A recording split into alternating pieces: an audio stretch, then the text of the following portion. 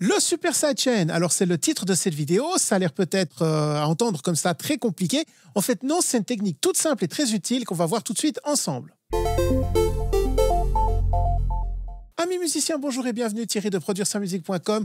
Je vous aide à obtenir du son pro dans le home studio et pour ce faire, j'ai écrit un guide qui vous permet d'avoir les bonnes bases pour créer du son pro. Vous pouvez le télécharger gratuitement avec le lien sous cette vidéo. Et aujourd'hui, on va voir une technique très simple et très souvent utilisée, ce que j'appelle moi le super sidechain. Alors le sidechain, vous connaissez très probablement, on a eu l'occasion d'en parler, vous l'avez entendu déjà dans plein de tutoriels. C'est cette technique qui consiste à utiliser un plugin de compression, un compresseur, ou un plugin d'effet comme LFO Tools ou comme Shaper pour donner cet effet justement de son qui disparaît, qui revient lorsqu'un autre arrive, notamment entre la basse et le kick, mais on peut le faire aussi sur plein d'instruments.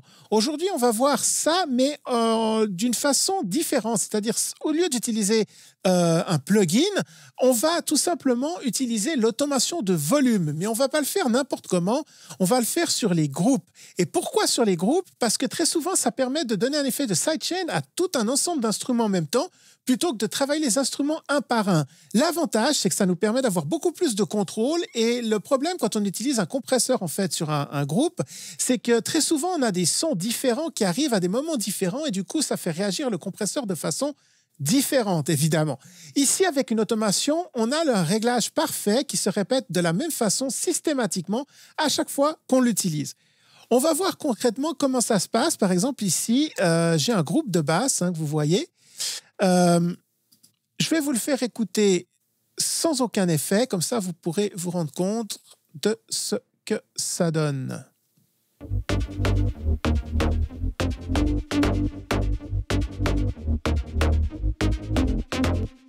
Alors, vous voyez que c'est un groupe qui est assez chargé, parce qu'il y a un sub, il y a une basse et il y a encore un son de basse qui joue à l'octave. Donc, c'est vraiment, on a vraiment énormément de masse sonore, si vous voulez, qui est utilisée.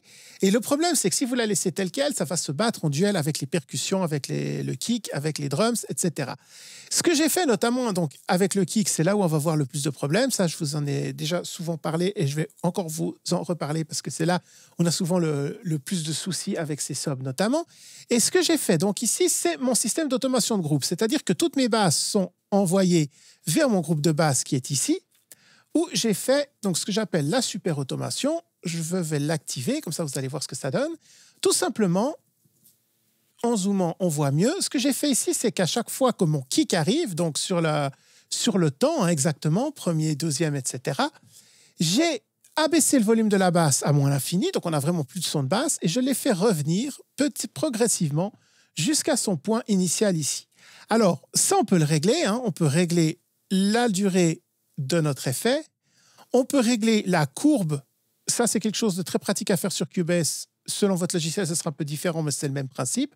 La courbe avec laquelle le son revient, donc plus ou moins rapidement, ou qui reste plus longtemps, qui disparaît plus longtemps et revient ensuite de façon plus brute, ou alors qui revient plus doucement. Ça va dépendre énormément du type d'instrument, ça va dépendre de votre tempo, de sa relation avec le kick. Donc, c'est vraiment à vous de régler toutes ces choses-là.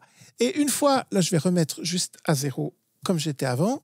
Et une fois que vous avez donc fait ce réglage ici, au lieu de le refaire systématiquement, après, vous pouvez simplement sélectionner et faire un copier-coller ou dupliquer jusqu'à la fin de votre arrangement, de la partie où vous voulez utiliser cet effet de sidechain.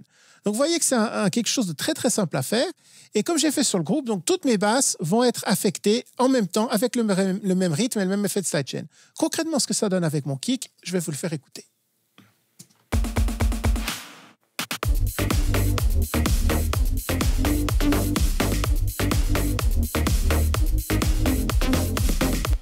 Et vous voyez que c'est donc parfaitement bien intégré. On n'entend pas du tout, c'est pas vraiment saccadé. Donc, c'est vraiment l'effet bien contrôlé. On a ce kick qui tape assez fort parce que ça, c'est un mix où le kick est très présent avec pas mal de subs.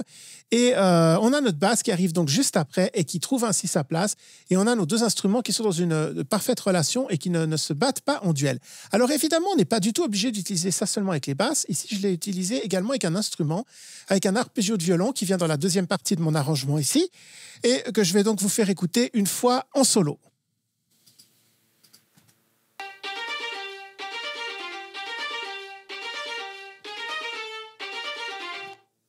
Alors, c'est un stack de violons. Et il y a plusieurs sons de violon qui jouent ensemble. C'est pour ça que je les ai envoyés aussi après dans un groupe.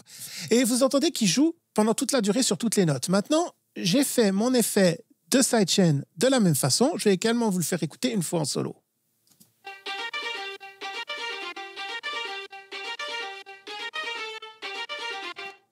Et là, vous entendez par contre que c'est saccadé, c'est haché, c'est assez désagréable à l'écoute comme ça. Mais comme souvent dans le mix, c'est pas très grave du moment que ça sonne bien dans l'ensemble. Et justement, je vais vous faire écouter ce son de violon maintenant dans l'ensemble de l'arrangement instrumental.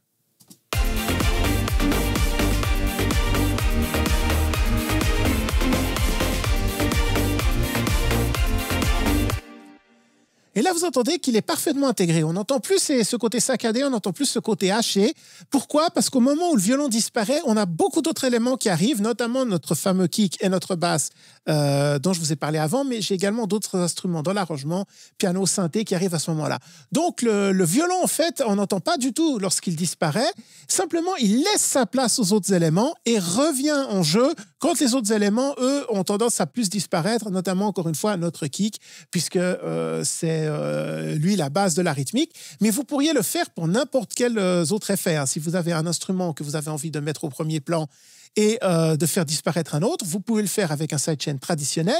Mais si vous avez un groupe comme ça de plusieurs instruments, eh bien, vous pouvez avoir ce contrôle beaucoup plus précis en utilisant cet effet d'automation de volume, donc que j'appelle le super sidechain. Mais en fait, c'est moi qui ai décidé de l'appeler comme ça hein, pour cette vidéo. Mais en fait, c'est vraiment le plus basique du basique, c'est-à-dire c'est vraiment une automation de volume tout simple et sur lequel on a vraiment énormément de contrôle. Donc, n'hésitez pas, essayez avec d'autres types d'instruments selon le style musical, selon votre rythmique, selon les éléments que vous avez dedans. Eh bien, vous allez voir que les réglages sont un petit peu différents, mais c'est toujours le même principe. Testez, regardez ce qui fonctionne pas et donnez ainsi plus d'espace, surtout à vos mix, parce que c'est surtout ça le problème. C'est quand vous avez tous les éléments qui arrivent en même temps.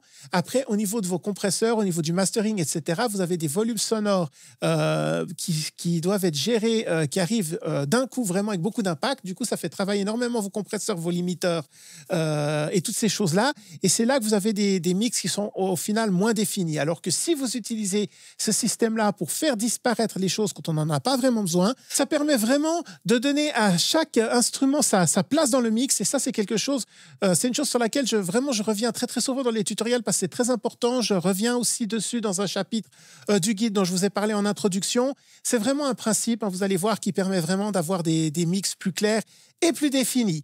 Si cette vidéo vous a aidé, eh bien, je vous remercie d'avance de laisser un petit like, ça fait toujours plaisir. De vous abonner à la chaîne, ça permet de la soutenir et de la faire découvrir à plus de monde et à vous aussi de ne manquer aucun tutoriel parce qu'il va y en avoir de plus en plus ces prochains temps. Je vous souhaite de bien vous amuser, de faire vos propres tests de sidechain et on se revoit tout bientôt pour un prochain tuto. En attendant, bye bye!